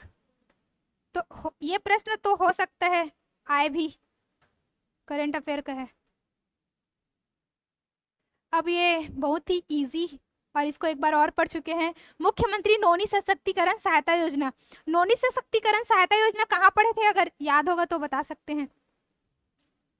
अभी हाल फिलहाल में श्रम विभाग का एग्जाम हुआ था, तो श्रम विभाग में ही ये पढ़े थे नौनी सशक्तिकरण वाला को, क्योंकि ये किसके मतलब किसको लाभ देता है, श्रमिक परिवार की बेटियों को। जो श्रम विभाग में रजिस्टर मजदूर है उस परिवार की बच्चियों को इस योजना का लाभ मिलता है। तो अभी लेबर इंस्पेक्टर के एग्जाम में इस योजना को हम लोग पढ़े थे। इसका शुभारंभ हुआ है 2022 को, नौनी सशक्तिकरण सहायता योजना। तो ये नौनी सशक्तिकरण सहायता योजना क्या है, आप लोग जानते होंगे, मजदूर कार्ड बनता है ना। श्रम विभाग में जो रजिस्टर्ड मजदूर रहते हैं उनका मजदूर कार्ड बनता है। तो या तो पिता का मजदूर कार्ड होना चाहिए या फिर माता का, दोनों में से किसी एक का। तो उसके अधिकतम 2 बच्चियों को, उस परिवार की 2 बच्चियों का क्या मिलता है, इसका लाभ मिलता है। और क्या लाभ मिलता है, उनको 20,000 रुपए की राशि एक मुश्त प्रदान होती है। डायरेक्ट उनके खाते में कितना आता है, 20,000, कोई किस्त नहीं, एक मुश्त राशि मिलेगा, कितना क्या, 20 का। किसके लिए मिलेगा, तो शिक्षा के लिए मिल सकता है, रोजगार के लिए, स्वरोजगार के लिए, तथा विवाह में सहायता के लिए। ठीक है, 4 टाइप का क्राइटेरिया, या तो वो पढ़ सकती है, या अपना बिजनेस स्टार्ट कर सकती है, या फिर शादी अगर करेगी तो शादी में भी पैसों की जरूरत होती है, तो उसके लिए सहायता कौन देगा, ये मुख्यमंत्री नौनी सशक्तिकरण सहायता योजना। नौनी सुरक्षा योजना अलग था और ये सशक्तिकरण सहायता योजना अलग है। सुरक्षा में उसको भ्रूण हत्या से बचाना है, उसके जन्म के लिए सकारात्मक सोच लाना है, और ये सशक्तिकरण है, मतलब उसको सशक्त बनाना है। पढ़ेगी तो सशक्त होगा, अगर खुद के पैरों पर खड़ी हो रही है तो सशक्त होगी वो, है ना।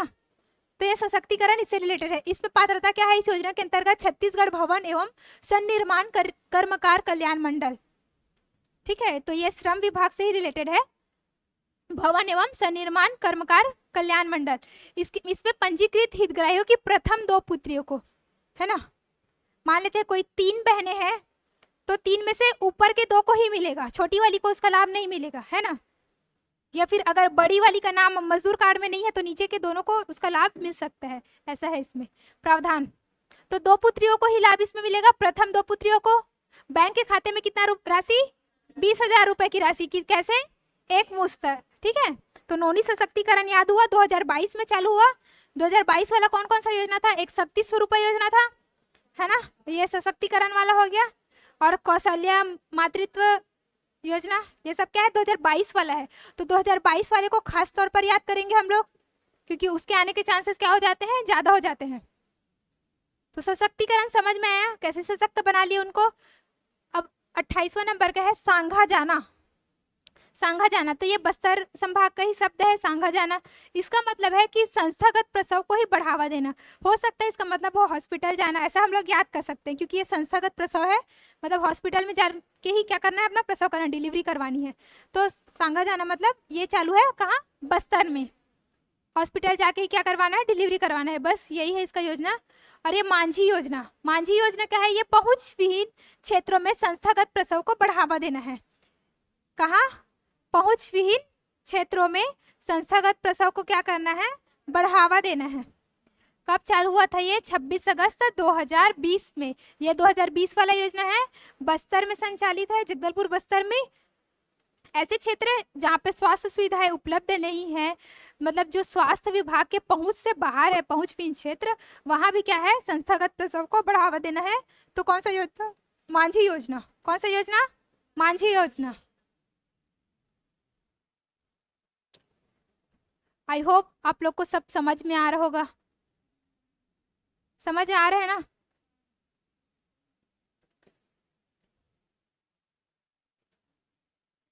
दो तीन और योजना बचा है, उसको भी देख लेते हैं, ठीक है, फिर आपका ये क्या हो जाएगा, पूरा कंप्लीट हो जाएगा।